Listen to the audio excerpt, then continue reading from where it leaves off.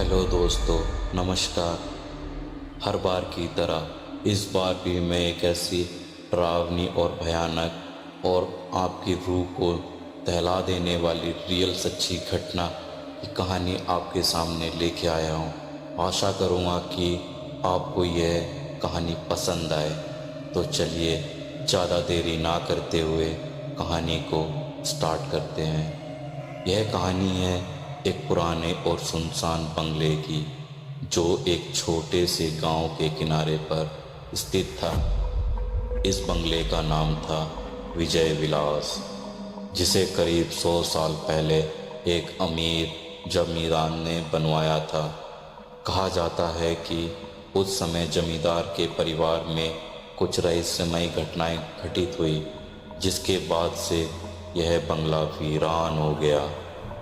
गांव के लोग इस बंगले के पास जाने से भी डरते थे, क्योंकि वहां से अजीब अजीब आवाज़ें आती थी और रात के समय वहां एक औरत की चीखें सुनाई देती थी।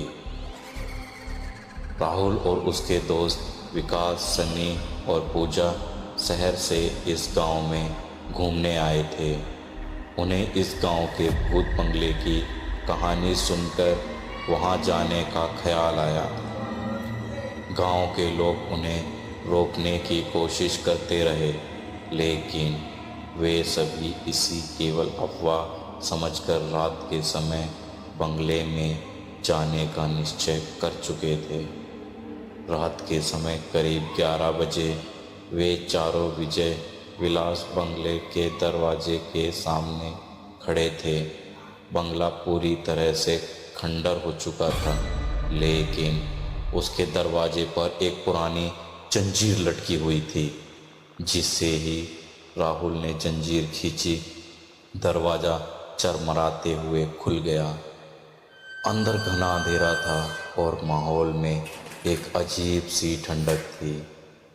चारों ने मोबाइल की टॉर्च जलाकर अंदर कदम रखा। अंदर की दीवारें टूट चुकी थी और चारों तरफ धूल फैली हुई थी। बीच में एक बड़ा हॉल था, जिसमें एक पुरानी लकड़ी की मेज और 4 कुर्सियां पड़ी थी। हर कदम पर उनके पैरों की आवाज़ गूंज रही थी। जैसे ही वे हॉल के बीच पहुंचे, एक झोंका हवा का आया और दरवाज़ा जोर से बंद हो गया। अचानक माहौल में घबराहट फैल गई, लेकिन राहुल ने सबको शांत रहने को कहा। पूजा को अचानक ऐसा लगा कि कोई उसके पीछे से देख रहा है।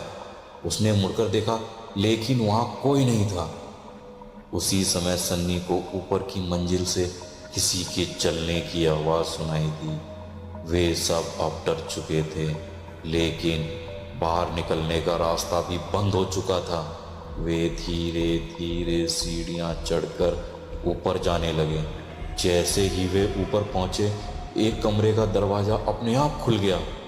अंदर से ठंडी हवा का झोंका आया और चारों ने देखा कि एक सफ़ेद साड़ी पहने औरत कमरे के बीच में खड़ी थी।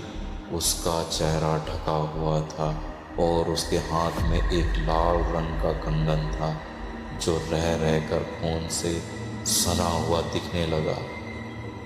औरत ने धीरे धीरे अपना चेहरा उठाया।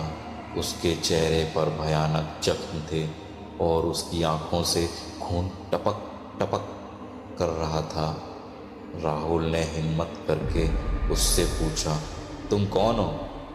और वो औरत एक धीमी लेकिन डरावनी आवाज़ में बोली, मैं विजय विलास की बेटी हूँ। मेरे पिता ने मेरी शादी जबरन एक जालिम व्यक्ति से कर दी थी। उस व्यक्ति ने मुझे इस बंगले में कैद कर दिया और धीरे धीरे मेरे साथ अत्याचार करता रहा। एक दिन उसने मुझे मार डाला और मेरी लाश को इसी कमरे में दफना दिया।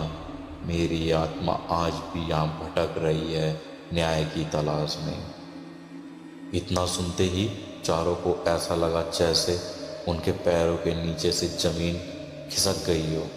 कमरे की दीवारों से खून बहने लगा और वह औरत तेजी से उनकी ओर बढ़ने लगी। सभी घबराकर भागने की कोशिश करने लगे, लेकिन दरवाजे खुद ब खुद बंद हो गए। चारों किसी तरह खिड़की से कूदकर भागे और वापस गांव पहुंचे। उस रात के बाद से चारों ने कसम खाई कि कभी किसी सुनसान जगह पर नहीं जाएंगे। गांव वालों ने उनकी बात सुनकर उन्हें चेतावनी दी थी, लेकिन अब उन्हें खुद पर विश्वास हो चुका था कि विजय विलास बंगले में आज भी उस औरत की आत्मा भटक रही है। यह कहानी इस बात का सबूत है कि कुछ स्थानों पर आज भी आत्माओं का बसेरा है। विजय विलास का यह बंगला आज भी सुनसान और खतरनाक माना जाता है और कोई भी वहां जाने की हिम्मत नहीं करता। तो दोस्तों, ये सच्ची घटना पर आधारित आपको कहानी कैसी लगी?